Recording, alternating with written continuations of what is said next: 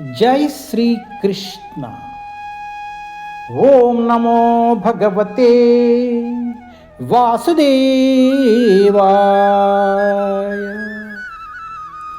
ओम नमो भगवते वासुदेवाय।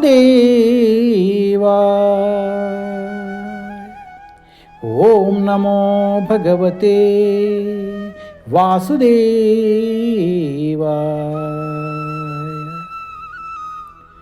जय श्री कृष्ण।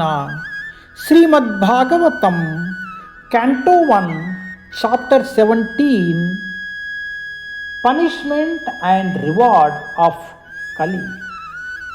कली को दंड तथा पुरस्कार। कली పురుషునికి దండనము మరియు వరదానము। टेस्ट 40 आ मूनि पंचस्थानानि यधर्म प्रभव कली औत्तरेयेन दत्तानि न्यवसत तन्निदेशकृत। Thus, the personality of Kali, by the directions of Maharaja Parikshit, the son of Uttara, was allowed to live in those 5 places.